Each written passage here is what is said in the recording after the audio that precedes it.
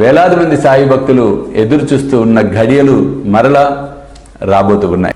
స్వామీజీతో షిరిడి యాత్ర సెప్టెంబర్ 5 గురువారం నాడు బయలుదేరతాం. సెప్టెంబర్ 6, 7, 8 షిరిడిలో వేలాది మంది సాయి భక్తులతో ఈసారి ప్రపంచవ్యాప్తంగా ఉన్న సాయి భక్తులందరినీ కూడా మేము ఇన్వైట్ చేస్తున్నాం ఈ గొప్ప కార్యక్రమానికి. కాబట్టి మీరు నాతో రావాలి, ఈ యాత్రలో పాలు పంచుకోవాలి అనుకుంటే త్వరితగతిన కింద కనిపిస్తున్న ఫోన్ నెంబర్స్కి ఫోన్ చేసి మీ టికెట్ సెటిల్ చేసుకునే ప్రయత్నం చేయండి.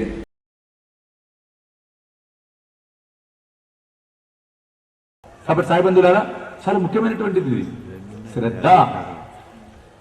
దీనికి సంబంధించిన అనుభవం చూడండి. నానాసాహెబ్ చంద్రకర్ పెద్ద ఆయన దగ్గర కూర్చున్నాడు ద్వారకామాయలు. ఇద్దరు గోషా స్త్రీలు వచ్చారట,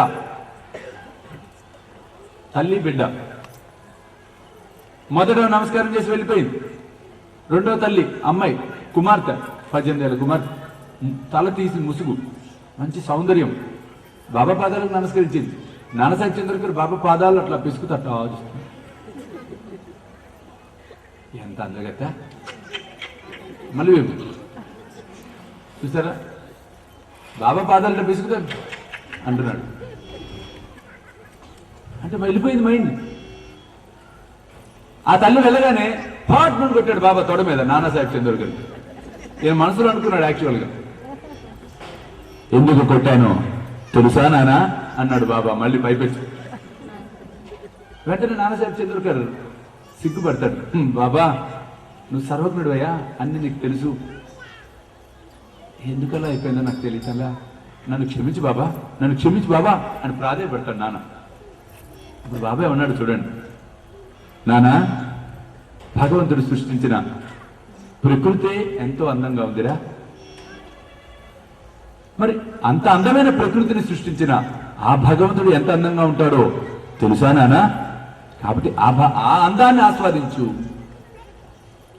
ఆలయంలోకి వెళ్ళేటప్పుడు గోపురం మీద ఉన్న బొమ్మలను చూసి ఆగిపోతామా?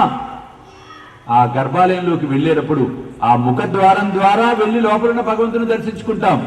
అంతే తప్పితే గోపురం మీద ఉన్న బొమ్మల దగ్గర ఆగిపోవు నానా అన్నాడు బాబా. చూడండి ఎంత గొప్పగా చెప్పాడు. అంటే ఇక్కడ ఎందుకంటే ఇది ప్రస్తావన. కృపా దృష్టి పాహే మజకడే సద్గురు రాయ అసో నసో భావాలో తుజి ఆయాటాయ. ఏమో బాబా, కోతి లాంటిది మా మనసు, తప్పని వెళ్ళిపోతుంది ఎక్కడికో. కాబట్టి క్షమించు బాబా, అజ్ఞానంలో ఉన్నవాళ్ళం నీ బిడ్డలమయ్యా అని చెప్పి అభ్యర్థిస్తున్నాం ఇక్కడ మనం.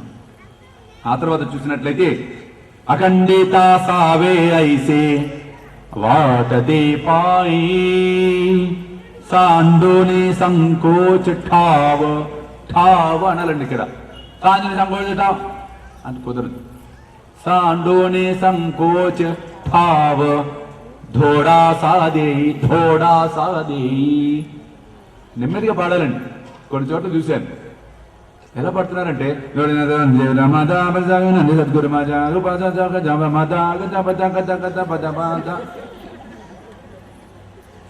అది ఏం పాడుతున్నారో కూడా వాళ్ళకు కూడా తెలియటం. గడ్డ గడ్డ గిడ్డ గడ్డ గడ్డ గడ్డ గిడ్డ గిడ్డ అయిపోయా గడ్డ గడ్డ గడ్డ గంట ఏమంటే హారతి తీసుకోండి అంటే ఏమిటి? మెకానికల్ గా పడుతున్నాం, యాంత్రికంగా పడుతున్నాం.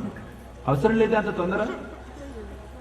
ఏమి నాయన 18 నిమిషాల హారతిని 10 నిమిషాల్లో ముగించావు, తర్వాత ఏం చేస్తావు? అదృష్టం స్వామి 10 నిమిషాలు పడుకుంటా పోయి మళ్ళీ అంటే 10 నిమిషాల్లో ముగించి మళ్ళీ పడుకుంటావా? అంటే మొక్కుబడిగా చేస్తున్నావా నువ్వు హారతి? దానివల్ల ఉపయోగంలా, నిరుపయోగమే. దానికన్నా చేయకుండా పడుకోవటం ఉత్తమం. కారణం అశ్రద్ధాన పురుష ధర్మశాస్త్ర పరంతప అప్రాప్యమాం నివర్తంతే మృత్యు సంసార వర్తనే అంటాడు గీతాచార్యుడు. అశ్రద్ధత ఎవరైతే చేస్తారో ఏ సేవలు చేసినా అది ఫలించవు. జనన మరణ చక్రాలలో పరిభ్రమించవలసిందే అంటున్నాడు. చూడండి, కష్టాలు కొని తెచ్చుకోవటమే అశ్రద్ధతో పూజలు చేయటం వలన. ఇవాళ చాలా మంది నన్ను ప్రశ్నిస్తూ ఉంటారు, స్వామి ఎన్నో పూజలు చేస్తున్నాం, కష్టాలు ఎక్కువ అవుతున్నాయి. ఎన్నో పూజలు చేసే వాళ్ళకి తప్పకుండా కష్టాలే. ఎందుకంటారా? అన్ని పూజలలో ఒక్క పూజ కూడా శ్రద్ధతో చేయరు కదా. ఇన్ని అష్టోత్తర పుస్తకాలు పెట్టుకుంటారు. గడగడ గడగడ ఓం సాయనాథం లక్ష్మణ ఓం సద్గురు సాయనాథార్పణమస్తు అని చివరి మాత్రం క్లారిటీ ఉంటుంది. దానివల్ల ఉపయోగం లేదే. అంటే మనం అగౌరవపరుస్తున్నాం భగవంతుడిని. మన చేష్టలతో మనకు తెలియకుండా భగవంతుని అగౌరవపరుస్తున్నాం. ఆకలితో ఉన్నవాడికి పట్టడన్నం పెడితే నాకు చెందుతుంది అని సాయి మనందరికీ సాయి సచరిత్ర ద్వారా తెలియచెప్తామనేది జరిగింది. కాబట్టి పట్టడన్నం అనేది కాదు, కడుపు నిండా ఆకలితో ఉన్న వారికి భోజనం పెట్టే కార్యక్రమమే శ్రీ సాయి భోజన్. కాబట్టి మీరు కూడా ఈ అద్భుతమైన మహాయజ్ఞంలో పాలు పంచుకొని సాయి కృపకు పాత్రలు కావాల్సిందిగా కోరుతున్నాను. వివరాలకు కింద కనిపిస్తున్న ఫోన్ నెంబర్స్ కి ఫోన్ చేయండి. చూస్తూనే ఉండండి శ్రీ సాయి సర్వస్వం యూట్యూబ్ ఛానల్.